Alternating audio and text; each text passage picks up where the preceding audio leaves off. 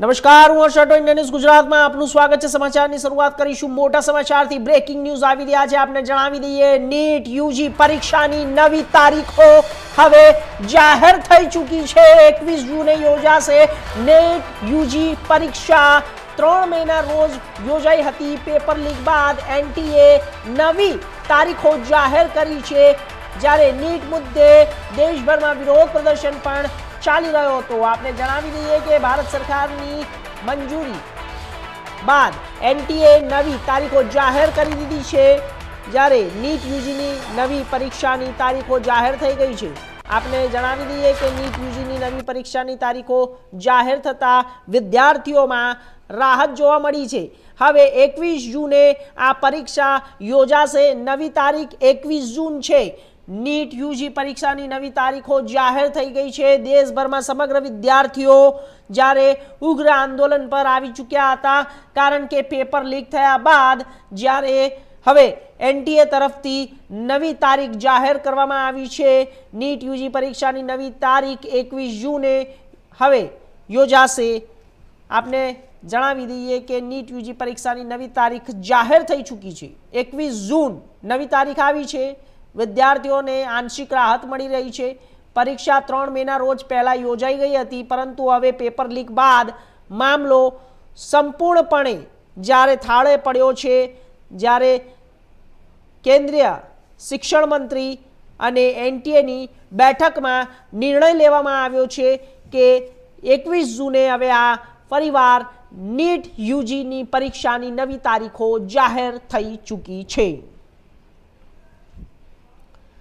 तो परीक्षा 3 मेना रोज योजाशे।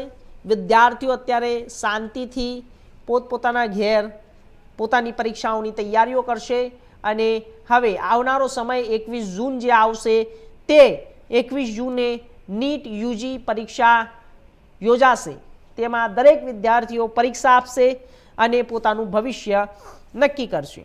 तो दर्शक मित्रों, पहला ज्यारे 3 मे परीक्षा योजाई गई हती, परंतु त्यारबाद ज्यारे एनटीए ने लाग्यू के हवे जे पेपर हतुं ते लीक थई गयुं छे, तेनी आशंका बाद वधु तपास करवामां आवी तो तेनी अंदरथी जे अपराधीओ हता, जे आरोपीओ हता, तेमनी धरपकड़ करी लेवामां आवी छे।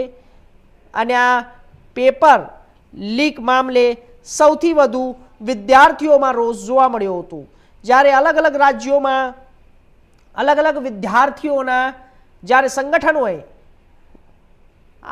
आंदोलन कर्युं हतुं, विरोध प्रदर्शन कर्युं हतुं, तमाम विद्यार्थीओं में रोष जोवा मळ्यो हतो। पेपर लीक बाद एनटीए ज्यारे तपासना आदेश आप्या हता, तपास सीधी सीबीआई पासे पहोंची हती अने सीबीआईए तमाम जे आरोपीओ हता तेमनी धरपकड़ करी छे।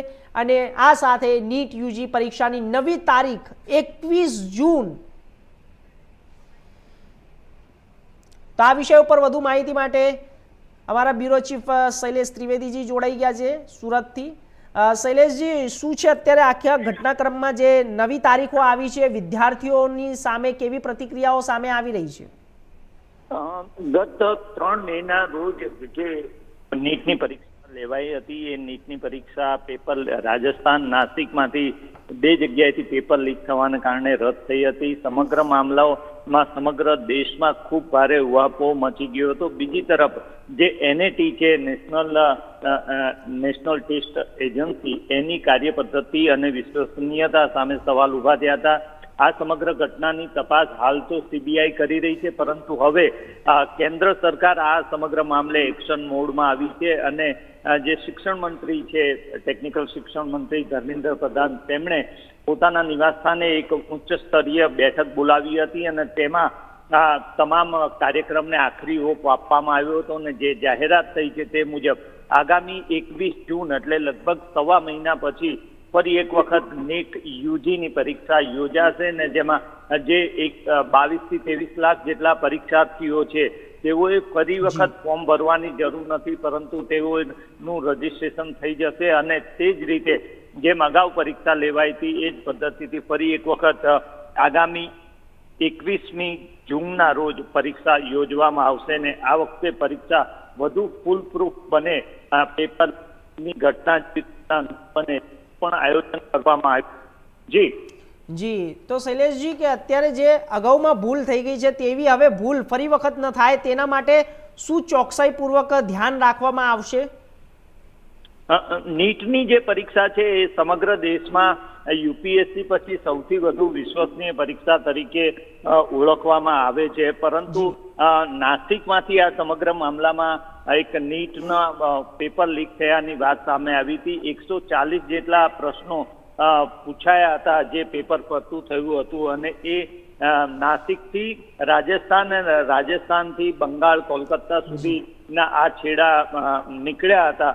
પરંતુ જે રીતે જે સિસ્ટમ છે, જે લીકેજ થયું હતું, અને ખાસ કરીને પ્રેક્ટિસ પેપર જે હતું એમાંથી 140 પ્રશ્નો એક સરખા જ પૂછાયા હતા, એને કારણે સરકાર પણ ચોંકી ઉઠી છે અને આખી જે સિસ્ટમ છે સિસ્ટમનું રિવ્યુ કરવામાં આવ્યો છે। આગામી દિવસોમાં હવે ચોક્કસપણે કેન્દ્ર સરકાર આ સમગ્ર મામલે પેપર લીકેજ ન થાય અને લોકોની અને ખાસ કરીને વાલીઓ વિદ્યાર્થીઓની, મેડિકલના વાલીઓ વિદ્યાર્થીઓની જે વિશ્વસનીયતા નીટમાં છે એ ટકી રહે તે મુજબના પગલાં હાલ ભરવામાં આવી રહ્યાનું કહેવામાં આવી રહ્યું છે। જી જી, ચોક્કસથી આપનો ખૂબ ખૂબ આભાર શૈલેષજી માહિતી આપવા માટે। તો આગળ વાત કરીશું સુરતથી।